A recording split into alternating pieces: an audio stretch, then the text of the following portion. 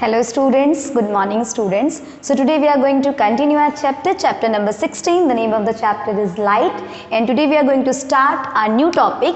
हमारा जो आज का टॉपिक है बच्चों वो है persistence of vision. Okay last lecture के अंदर हमने कौन से टॉपिक को कंप्लीट कर लिया था? ह्यूमन आई को कंप्लीट कर लिया था। हमने ह्यूमन आई के सारे पार्ट्स के बारे में डिस्कस कर लिए थे, किस पार्ट का क्या फंक्शन है, वर्किंग है क्या ह्यूमन आई का, ये सारे टॉपिक्स को हमने कंप्लीट कर लिए थे। ठीक है, सो आज हम जानेंगे कि परसिस्टेंस ऑफ विजन किसे कहते हैं। देखिए बच्चों, परसिस्टेंस ऑफ विजन का मतलब क्या है? जैसे आप किसी भी ऑब्जेक्ट्स को देखते हैं, ठीक है, तो जो भी आप ऑब्जेक्ट को देख रहे हो उसकी इमेज आपकी आंखों में कहाँ बनती है?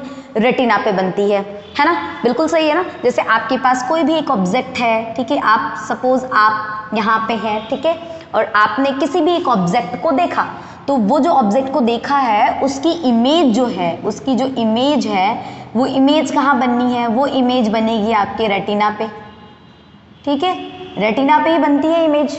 क्लियर? अब देखिए, जब हम एक ऑब्जेक्ट को देखते हैं और उसकी इमेज हमारे रेटिना पे बनती है और उसके बाद मैंने उस ऑब्जेक्ट को हटा दिया, ठीक है, उस ऑब्जेक्ट को मैंने हटा दिया, तो जब मैं उस ऑब्जेक्ट को हटा देती हूँ तो जो इमेजेस मेरे रेटिना पे बनी हुई है वो इमेजेस मेरी इमीडिएटली वैनिश नहीं होती है। ठीक है, समझ में आ रही है? सुनो इसको। जैसे अगर मैंने कोई ऑब्जेक्ट को देखा, ठीक है, तो उसकी इमेज कहाँ बनी? मेरे रेटिना पे बनी। अब मैंने उस ऑब्जेक्ट को सामने से हटा दिया, ठीक है, अभी मैं मार्कर देख रही हूँ, इस मार्कर की इमेज मेरे रेटिना पे बन रही है। अब मैंने इस मार्कर को हटा दिया तो इमेज भी हटनी चाहिए, ठीक है, रेटिना से इमेज भी क्या होनी चाहिए? हटनी चाहिए। पर बेटा रेटिना से इमेज नहीं हटती है, इमीडिएटली वैनिश नहीं होती है। वो कितने सेकंड के लिए इमेज है उसके सेंसेशन जो है वो 1/16 सेकंड के लिए आपके रेटिना पे बनी रहती है। समझ में आ रही है चीज? तो ये जो 1/16 सेकंड तक जो इमेज के इंप्रेशन आपके रेटिना पे बने रहते हैं, परसिस्ट कर रहे होते हैं, इसको कहते हैं परसिस्टेंस ऑफ विजन। ठीक है, परसिस्टेंस ऑफ विजन का मतलब क्या हुआ? मैंने किसी ऑब्जेक्ट को देखा, ठीक है, उस ऑब्जेक्ट की इमेज मेरी रेटिना पे बनी, ठीक है, अब मैंने उस ऑब्जेक्ट को अपने सामने से हटा दिया तो रेटिना पे जो इमेज बन रही थी वो इमेज भी हटनी चाहिए।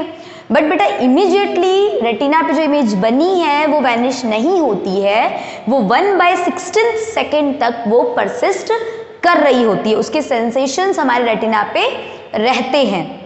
क्लियर है? और परसिस्टेंस ऑफ इमेजेस को क्या कहते हैं? हम परसिस्टेंस ऑफ विजन कहते हैं। समझ में आ रही है चीज? So the impression of an image list for 1/16 of a second, ठीक है, मतलब एक सेकेंड का जो 16th पार्ट होता है ना, ठीक है, 1/16 ऑफ अ सेकेंड, एक सेकेंड का 1/16वां हिस्सा जो है ना, उसमें उस टाइम पे जो हमारे इंप्रेशंस हैं इमेजेस के वो उतने सेकंड के लिए हमारे रेटिना पे उसके सेंसेशंस प्रेजेंट रहते हैं। समझ में आ गई चीज? और इसी को कहते हैं हम, बहुत बहुत कम टाइम है, बहुत कम सेकंड है, बट उस रेटिना पे उसके इंप्रेशंस रहते जरूर है। ठीक है, क्लियर? इसी को क्या कहा जाएगा? परसिस्टेंस ऑफ विजन कहा जाएगा। अब देखिए, परसिस्टेंस ऑफ विजन जो है ना वो हेल्प करता है किसी भी ऑब्जेक्ट को, जब हमें मूविंग फॉर्म में देखना है, अगर मुझे किसी भी ऑब्जेक्ट्स को मूविंग फॉर्म में देखना है तो मैं परसिस्टेंस ऑफ विजन का यूज करके मैं ऑब्जेक्ट्स को मूव करवा सकती हूँ।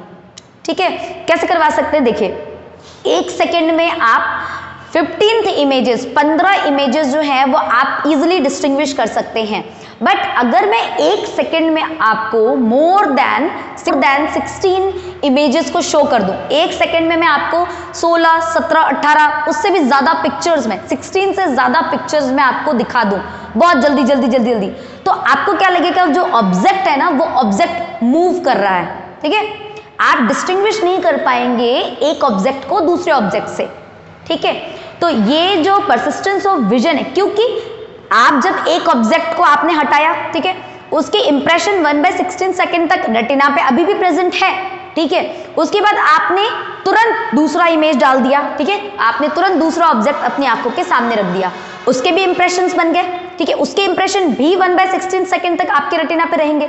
तो ऐसे आप जल्दी जल्दी जल्दी जल्दी अगर आप एक सेकेंड में मोर देन 16 इमेजेस, पिक्चर्स आप अगर शो करवाते हैं तो आपको वो ऑब्जेक्ट जो स्टेशनरी था वो आपको मूविंग करता हुआ, मूव करता हुआ नजर आएगा। ठीक है, तो ये हमारा परसिस्टेंस ऑफ विजन कहलाता है। देखिए परसिस्टेंस ऑफ विजन का एक एक्टिविटी आपके बुक के अंदर दे रखा है। ठीक है, परसिस्टेंस ऑफ विजन तो हमें समझ में आया कि क्या होता है। ठीक है, परसिस्ट की क्या एक्टिविटी है, और आप 1 सेकेंड में 15 इमेजेस को बड़े आसानी से आप क्या कर सकते हैं, डिस्टिंग्विश कर सकते हैं। पर अगर आपको 1 सेकेंड में 15 से ज्यादा इमेजेस दिखा दी गई, ठीक है, 16 से ज्यादा इमेजेस दिखा दी गई, ठीक है, 17, 18, 24, 25 इस तरीके से इमेजेस दिखा दी जाएगी, तो आप एक ऑब्जेक्ट को दूसरे ऑब्जेक्ट से डिस्टिंग्विश नहीं कर पाओगे। उस कंडीशन में क्या होगा, जो ऑब्जेक्ट है आपको वो मूव करता हुआ दिखेगा। ठीक है, समझ में आ रही चीज। तो परसिस्टेंस ऑफ विजन का जो यूज है ना, वो ऑब्जेक्ट को मूव करवाने में भी हम करते हैं इस कॉन्सेप्ट का यूज। अब चलिए एक एक्टिविटी करके देखते हैं। ठीक है, जो एक्टिविटी आपके बुक में दे रखी है, हमें क्या लेना है, टेक अ सर्कुलर कार्डबोर्ड। ठीक है, हमने एक सर्कुलर कार्डबोर्ड लिया, ठीक है, and paste a white paper on it, और हमने दोनों साइड व्हाइट पेपर पेस्ट कर दिया। Okay, then draw a case on a one side, हमने एक साइड केस ड्रॉ किया है, and draw a bird on another side. ठीक है, और दूसरे साइड मैंने क्या ड्रॉ किया है, बर्ड। एक साइड आपको केस ड्रॉ करना है और दूसरे साइड आपको बर्ड ड्रॉ करनी है।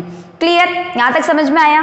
अब देखिए, the size of the bird should be must smaller than the case. Okay, जो बर्ड की जो साइज है वो 100% केस से तो छोटी होनी चाहिए ना, तभी तो आप इस बर्ड को आप इस पिंजरे के अंदर देखेंगे।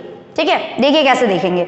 उसके बाद क्या किया है आपने, hang the cardboard with the help of elastic. ठीक है, हमने क्या किया है, इस कार्डबोर्ड को दोनों साइड होल्ड करके मैंने इलास्टिक से बांध दिया है। ओके, अब देखिए, अब इस इलास्टिक के अंदर मैं अपने फिंगर्स को फंसा के इस तरीके से, ठीक है, इस तरीके से आप क्या करेंगे, आप इसको रोटेट करेंगे, है ना। रोटेट कितनी बार करेंगे, तो देखिए मोर देन 16, क्योंकि मुझे एक साथ कम से कम मैं 16 से ज्यादा राउंड लूंगी। ठीक है,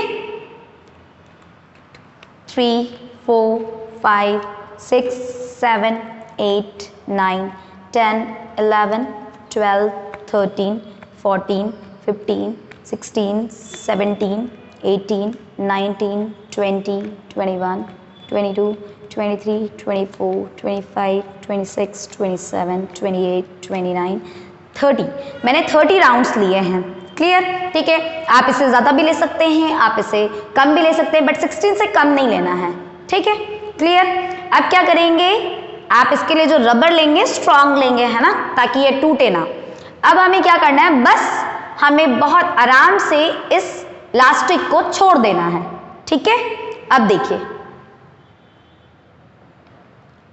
मैं जैसे ही इस इलास्टिक को छोड़ूंगी, जैसे ही मैंने इलास्टिक को छोड़ा, तो आपने क्या ऑब्जर्व किया बच्चों, देखिए आपने जरूर ऑब्जर्व किया होगा कि ये जो बर्ड है वो इस केज के अंदर है। किया ना, ठीक है, वापस से करके देखते हैं क्या आपने किया या नहीं किया। ठीक है, वापस से एक बार करके देखते हैं, इस तरीके से मूव करवाइए, मूव कीजिए, मूव कीजिए, मूव कीजिए। ठीक है, इस तरीके से, एंड देन आपको क्या करना है, बस इसे लीव कर देना है। ठीक है, तो आपने जरूर देखा होगा कि जो बर्ड है वो इस पिंजरे में फंस गई है। तो बेटा ये जो एक्टिविटी है ये परसिस्टेंस ऑफ विजन की एक्टिविटी है। ठीक है, क्यों हुआ ऐसा, इसलिए हुआ क्योंकि मैंने इतनी जल्दी जल्दी इसको रोटेट किया। ठीक है, तो क्या हुआ बेटा, अब मैं इतनी जल्दी रोटेट कर रही हूं कि जब मेरे रेटिना पे इस केस की पिक्चर बनी हुई है, इमेज बनी हुई है, उसके पहले मैंने यहाँ पे बर्ड की इमेज उसको दिखा दी, है ना।